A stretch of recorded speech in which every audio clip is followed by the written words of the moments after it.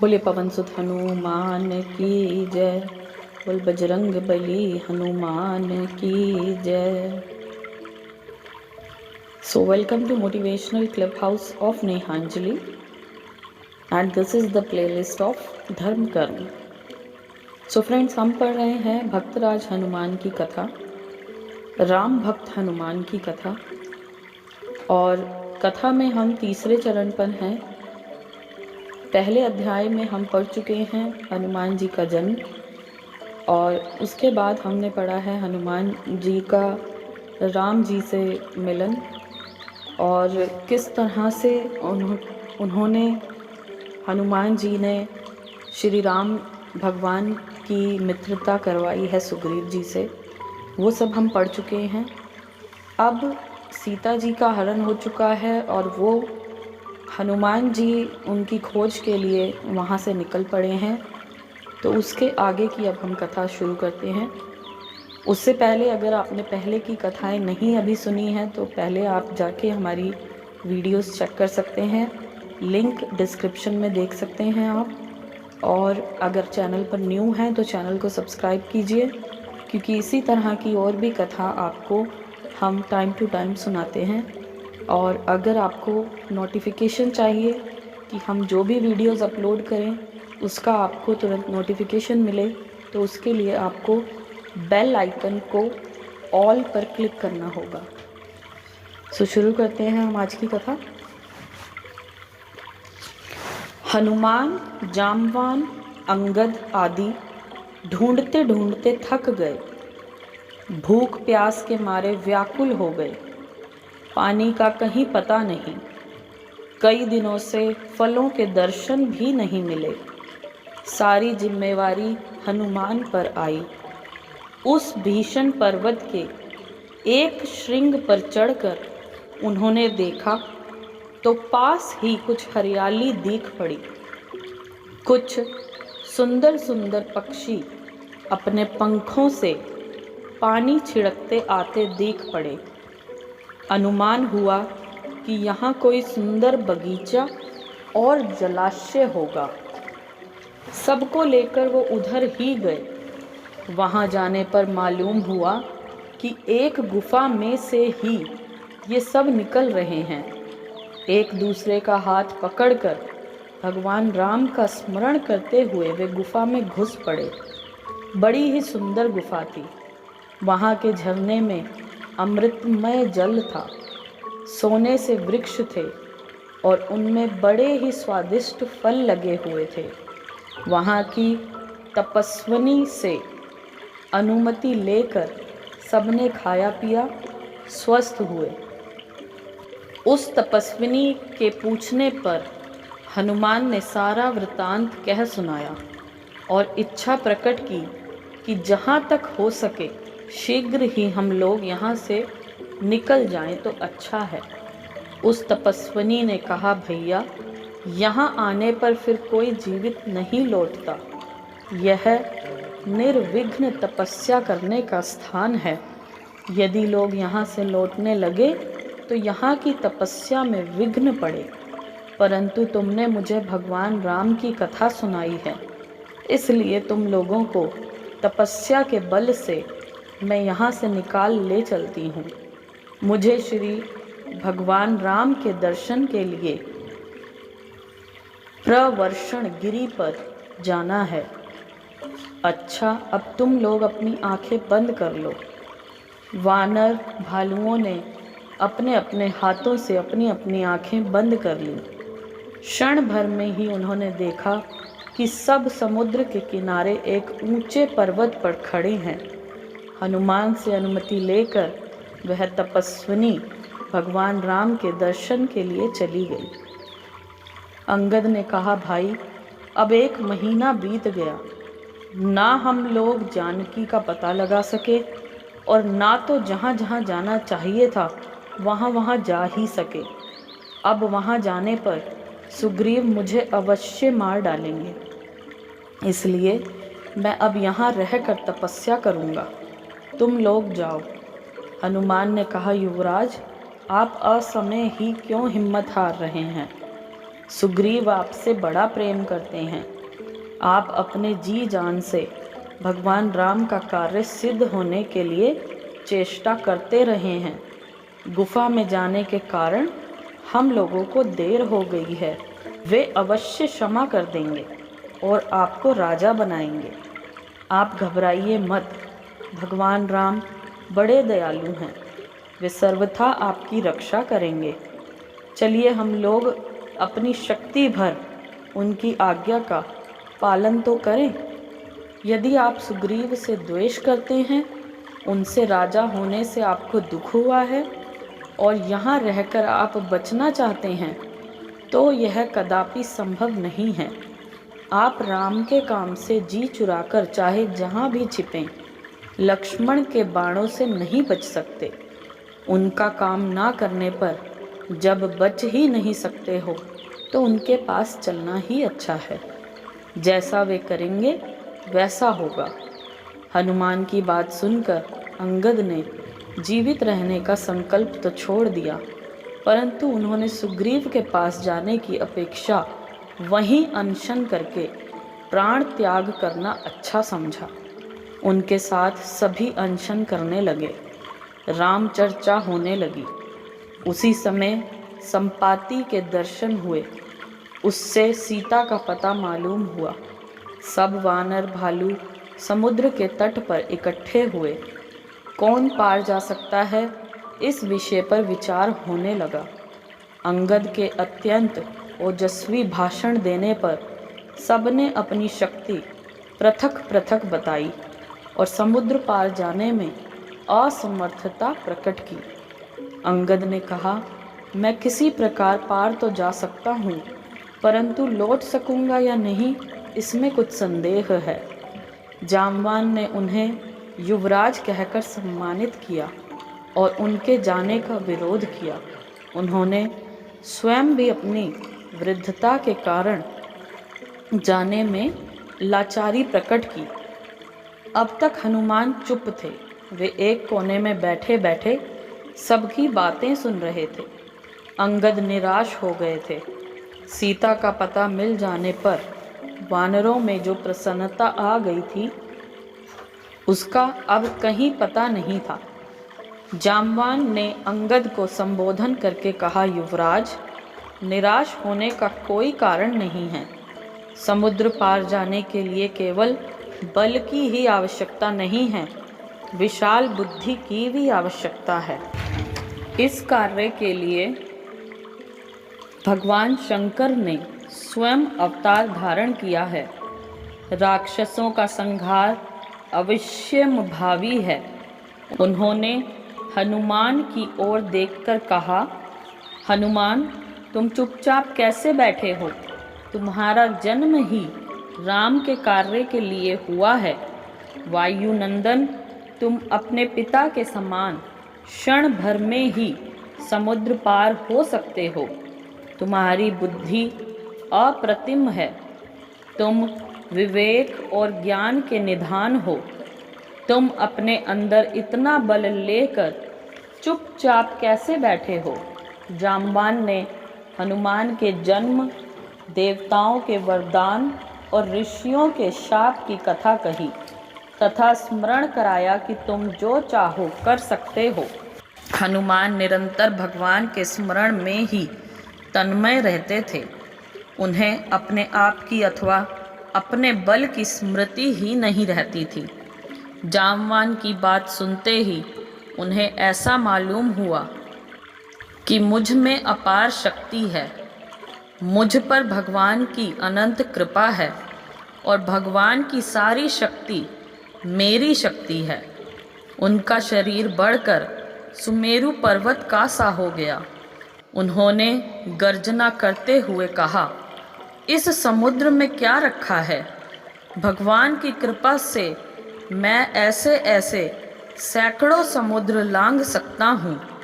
यदि लंका में मुझे सीता ना मिली तो मैं स्वर्ग से लेकर ब्रह्मलोक तक छान डालूंगा। लंका के साथ त्रिकूट पर्वत को उखाड़ लाऊंगा। रावण को मार डालूंगा। ऐसी कोई शक्ति नहीं जो भगवान का कार्य करते समय मेरे मार्ग में रोड़ा अटका सके। हनुमान की गर्जना सुनकर संपूर्ण वानरी सेना हर्षनाद करने लगी। जामवान ने कहा, हनुमान, तुम सब कुछ कर सकते हो, परंतु इस समय यह सब करने की आवश्यकता नहीं। तुम केवल सीता को देख आओ। भगवान राम के साथ हम सब लंका चलेंगे। भगवान के बाणों से राक्षसों का उद्धार होगा, राम की कीर्ति होगी और हम सब आनंदोत्सव मनाएंगे। जामवान की बात सुनते ही हनुमान उछलकर एक बड़े ऊंचे पर्वत श्रृंग पर चढ़ गए। उनके चरणों के आघात से बड़े बड़े पर्वत श्रृंग टूटकर गिरने लगे। उनकी पूंछ की चोट से बड़े बड़े वृक्ष आकाश में उड़ने लगे। उनमें से टूटकर बहुत से फूल हनुमान पर इस प्रकार गिर रहे थे मानो वे उनकी पूजा कर रहे हों। देवताओं ने जय जयकार किया, ऋषियों ने शांति पाठ किया, वायु ने सहायता की। समुद्र पार जाने के लिए हनुमान उछल पड़े।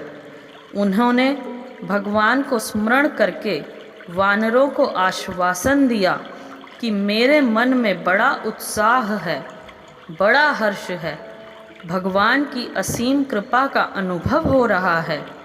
मैं काम पूरा करके शीघ्र ही आऊँगा।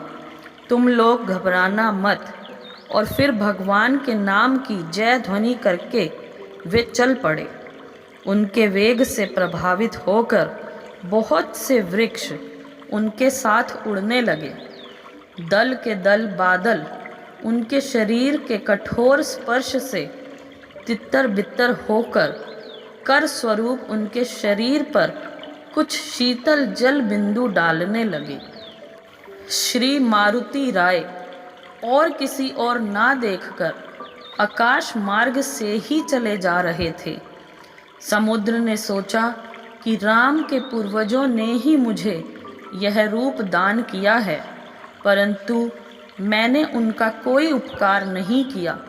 कहीं राम के मन में यह बात ना आ जाए कि सीता हरण में समुद्र का भी हाथ रहा है, क्योंकि एक प्रकार से रावण मेरे अंदर ही रहता है। मैं ही उसके किले की खाई हूँ। यदि मैं उनके दूत का स्वागत करूँ, उनके विश्राम के लिए कोई उपाय कर सकूँ, तो संभव है कि मैं इस लांछन से बच जाऊँ। उसने मैनाक से कहा, मैनाक, रामदूत का स्वागत करो। मैनाक बड़ा विशाल रूप धारण करके समुद्र के ऊपर निकल आया। हनुमान ने समझा कि ये कोई विघ्न है। वे अपने पैरों के प्रहार से उसे पतालगामी करने ही जा रहे थे कि मैनाक मनुष्य का रूप धारण करके अपने श्रृंग पर खड़ा हो गया और उसने निवेदन किया कि हनुमान, तुम मेरे सहायक वायु के पुत्र हो।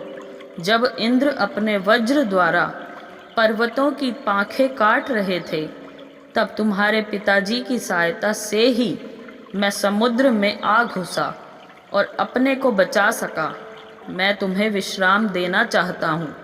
थोड़ी देर थकावट मिटाकर फिर जाना। भगवान राम का काम तो सारे जगत का काम है। उनके दूत की सहायता करना सारे जगत की सहायता करना है। आशा है तुम मेरी प्रार्थना स्वीकार करोगे। हनुमान ने बड़े प्रेम से अपने हाथों द्वारा मैनाक का स्पर्श किया और कहा, मैनाक, तुम मुझ पर बड़ा स्नेह रखते हो। तुम मेरे पिता के समान वंदनीय हो। मुझे तुम्हारी आज्ञा का पालन करना चाहिए, परंतु मैं इस समय भगवान राम के काम से जा रहा हूँ। मेरा हृदय उनके काम के लिए अशांत है। यदि मैं विश्राम करने के लिए अपने शरीर को रोक दूं, तो संभव है कि मेरा हृदय शरीर को यहीं छोड़कर लंका में पहुंच जाए। इस समय मैं एक क्षण भी नहीं रुक सकता। मुझे क्षमा करो। हनुमान चलते चलते इतना कहकर आगे बढ़े। देवताओं ने सोचा कि हनुमान में बल तो है, विद्या की भी कई बार परीक्षा हो चुकी है, परंतु राक्षसों के बीच में जाकर सकुशल लौट आने की बुद्धि इनमें है या नहीं, यह बात जान लेनी चाहिए। उन्होंने दक्ष पुत्री, कश्यप पत्नी और नाग माता सुरसा को हनुमान की परीक्षा के लिए भेजा। वह आकर हनुमान के मार्ग में खड़ी हो गई और कहने लगी कि आज मुझे प्रारंभद वश भोजन मिला है, मैं पेट भर के खाऊंगी। हनुमान ने पहले तो यही कहा कि राम का काम है, मुझे पहले कर लेने दो, तब खा जाना। मैं मृत्यु से नहीं डरता। परंतु जब उसने अस्वीकार कर दिया, तब हनुमान ने मुंह फैलाने को कहा। वह जितना ही मुंह फैलाती, हनुमान उसके दुगने हो जाते।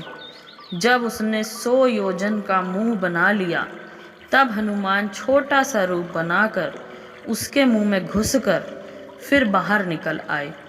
हनुमान के बुद्धि कौशल को देखकर सुरसा बहुत प्रसन्न हुई और उसने सफलता का आशीर्वाद देकर विदा किया। राहु की माता सिंहिका समुद्र में ही रहती थी। ऊपर उड़ने वालों की छाया जल में पड़ती तो वह छाया को पकड़ लेती और उड़ने वाला विवश होकर जल में गिर पड़ता। इस प्रकार वह अनेकों का संहार कर चुकी थी। हनुमान ने नीचे दृष्टि डाली और उस राक्षसी को पहचान लिया। भला वह हनुमान के सामने क्या ठहरती। एक हल्की सी चोट में ही उसका काम तमाम हो गया और हनुमान निर्विघ्न समुद्र के दूसरे तट पर पहुंच गए। बड़ा सुंदर वन था, हरे भरे वृक्ष, सुगंधित पुष्प, पक्षियों का कलरव और भौरों की गुंजार बरबस मन को अपनी ओर खींच रही थी। परंतु हनुमान ने उनकी ओर देखा तक नहीं। वे कूदकर पहाड़ के एक ऊंचे टीले पर चढ़ गए। उन्होंने निश्चय किया कि यह स्थान शिविर बनाने के योग्य है। वानरों के लिए यहाँ फल फूल भी पर्याप्त है, मीठा जल भी है और सबसे बड़ी बात यह कि यहाँ से पूरी लंका दिख रही है। हनुमान ने वहाँ से लंका की बहुत सी बातें जान ली। उन्होंने लंका दुर्ग की दुर्गमता का अनुमान करके निश्चय किया कि इसकी एक एक बात जान लेनी चाहिए। सीता को ढूंढने के साथ साथ यह काम कर लेना भी मेरा कर्तव्य है। इतने बड़े विशाल शरीर से लंका में जाना और वहाँ की प्रत्येक बात को गौर से देखना असंभव था। इसीलिए महावीर हनुमान ने मानो अणिमा सिद्धि का प्रयोग करके अपने को छोटा सा बना लिया और भगवान का स्मरण करते हुए वे लंका के द्वार पर पहुँचे। लंका नगर की अधिष्ठात्री देवी लंकनी ने संध्या के समय छिपकर उन्हें घुसते हुए देखा। उसे बड़ी शंका हुई। उसने हनुमान के पास आकर डांटा, क्या तुम चोरी करना चाहते हो? हनुमान ने एक हल्का सा घूंसा उसकी पीठ पर जमाया और वह खून उगलती हुई जमीन पर धम से गिर पड़ी। उसने अपने को संभाल कर कहा, जाओ, मैं तुम्हें पहचान गई। ब्रह्मा ने मुझे पहले ही बता दिया था कि जब वानर के मारने से तुम्हारी ऐसी दशा हो जाए तब जान लेना कि रावण का अंत आ गया है। हनुमान ने अंदर प्रवेश किया। उन्होंने लंका में प्रवेश करके राक्षसों के आहार विहार और शयन आदि के स्थान देखे। उनके अस्त्रागार, मंत्रणागृह, छावनी आदि में भी देखे। सीता को ढूंढने के लिए उन्होंने राक्षस राज रावण के अंतःपुर में भी बड़ी छानबीन की। मंदोदरी आदि स्त्रियों को भी देखा, परंतु सीता का कहीं पता ना चला। वे चिंतित से हो गए। उनके मन में बड़ी ग्लानि हुई। वे सोचने लगे कि कहीं मैंने धर्म का उल्लंघन तो नहीं किया है, पर स्त्रियों को देखना अधर्म है। मैंने अब तक कभी यह पाप नहीं किया था, आज मुझसे बड़ा अन्याय हुआ। वे चिंता में पड़ गए। दूसरे ही क्षण उनके मन में दूसरी बात आई। उस समय भगवान के स्मरण से उनका चित्त स्वच्छ हो गया था और वे एक निश्चय पर पहुंच चुके थे। उन्होंने सोचा कि मैंने पर स्त्रियों को देखा तो अवश्य है, परंतु उन्हें बुरी दृष्टि से नहीं देखा है, आवश्यकतावश देखा है और मेरे मन में तनिक भी विकार नहीं है। इंद्रियों की शुभ या अशुभ प्रवृत्ति में मन ही कारण हुआ करता है और मेरा मन सुव्यवस्थित है। मैं सीता को और कहाँ ढूंढता? स्त्री को हरिणियों में तो ढूंढा नहीं जाता, स्त्रियों में ही ढूंढा जाता है। मैंने शुद्ध मन से ही ढूंढा है, इसलिए मेरा कोई दोष नहीं है। हनुमान ने और स्थानों में भी ढूंढने का प्रयत्न किया। आगे बढ़ने पर उन्हें एक छोटा सा कुटीर मिला। उस कुटीर की भीत पर जगह जगह राम नाम लिखे हुए थे, जो कि मणियों की जगमगाहट के कारण रात में भी स्पष्ट दिख रहे थे। छोटी छोटी क्यारियों में तुलसी के वृक्ष, केसर और सुगंधित फूल लगे हुए थे। उस पर्णकुटी के सामने एक छोटा सा भगवान का मंदिर था और उस पर भगवान के आयुधों के चित्र बने हुए थे। हनुमान को बड़ा आश्चर्य हुआ कि लंका में ऐसा स्थान कहाँ। उन्हें हर्ष भी हुआ। ब्रह्म मुहूर्त का समय था। विभीषण जाग कर राम राम करने लगे थे। हनुमान को यह विश्वास हो गया कि यह तो कोई संत है। उन्होंने उनसे परिचय करने का दृढ़ निश्चय कर लिया। हनुमान ने ब्राह्मण का रूप धारण करके राम राम की ध्वनि की। विभीषण तुरंत बाहर निकल आए। दोनों भगवद्वत परस्पर गले मिले। दोनों के हृदय प्रेम और आनंद से भर गए।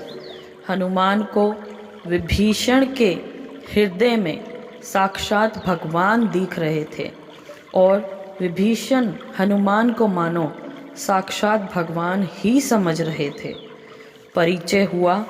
हनुमान के पास कहने के लिए अपनी बात तो थी ही क्या, उन्होंने अपने दयालु प्रभु के पावन चरित्र और सीता हरण का प्रसंग सुनाकर अपने आने का कारण बताया। विभीषण ने कहा, प्यारे हनुमान, मैं यहाँ वैसी ही सतर्कता और कठिनता से रहता हूँ जैसे दांतों के बीच बेचारी जीभ रहती है। प्रभु मुझ अनाथ को भी कभी अपनाएंगे? मेरी जाति तमोगुणी है, मुझसे कुछ साधन बनता नहीं। भगवान के चरणों में प्रेम है नहीं। मैं कैसे आशा करूं कि मुझे भगवान मिलेंगे? परंतु अब तुम्हें देखकर मेरे मन में निश्चय हो रहा है, क्योंकि भगवत कृपा के बिना उनके कृपा पात्र संतों का दर्शन नहीं होता। भगवान की कृपा से ही तुमने घर आकर मुझे दर्शन दिए हैं। निश्चय ही संत दर्शन भगवान के मिलने की सूचना है। हनुमान ने कहा, विभीषण, हमारे भगवान बड़े ही दयालु हैं। वे सर्वदा से दीन जनों पर कृपा करते आए हैं। तुम तो अपनी बात कहते हो, भला मैं ही कौन सा कुलीन हूँ, वानर, चंचल और साधनहीन। दूसरों की भलाई तो मुझसे दूर रही। यदि प्रातःकाल कोई मेरा नाम ले ले तो उसे दिन भर भोजन न मिले। सखा विभीषण, मैं इतना अधम हूँ, फिर भी मुझ पर भगवान ने कृपा की है। जो ऐसे स्वामी को जानकर भी नहीं भजते, संसार में भटकते रहते हैं, वे दुखी क्यों ना होंगे? भगवान की गुणावली का स्मरण करके हनुमान का हृदय गदगद हो गया। उनकी आंखें प्रेम के आंसुओं से भर गईं। विभीषण और हनुमान में बहुत सी बातें हुईं। विभीषण के बतलाने पर हनुमान अशोक वन में गए। माँ सीता अशोक के नीचे बैठी हुई थी। उनका शरीर सूख गया था, बालों की जटा बंध गई थी। सिर पर सौभाग्य का चिन्ह एक वेणी मात्र था। वे निरंतर भगवान के नाम का जप और मन ही मन भगवान की लीला तथा गुणों का स्मरण कर रही थीं। हनुमान ने दूसरों से ही उन्हें मानसिक प्रणाम किया। हनुमान ने दूर से ही उन्हें मानसिक प्रणाम किया और एक वृक्ष पर चढ़कर बैठ गए। रावण आया और उसने सीता को फुसलाने की चेष्टा की, फिर धमकाया, पर सीता की दृढ़ता, पवित्रता, रामनिष्ठा और सतीत्व से प्रभावित होकर वह लौट गया। बहुत सी राक्षसियाँ सीता को रावण के अनुकूल करने के लिए समझाने लगीं। इन बातों से सीता को बड़ी पीड़ा हुई। राम का पता न चलने के कारण उनके अनिष्ट की भी आशंका हुई। ऐसा मालूम हुआ कि अब वे जीवित न रहेगी। त्रिजटा अपने स्वपन का वृतांत कहकर उन्हें आश्वासन देने लगी और बहुत सी राक्षसियाँ वहाँ से चली गईं। थोड़ी देर बाद त्रिजटा भी चली गई। सीता को अत्यंत व्यथित देखकर हनुमान ने राम जन्म से लेकर विवाह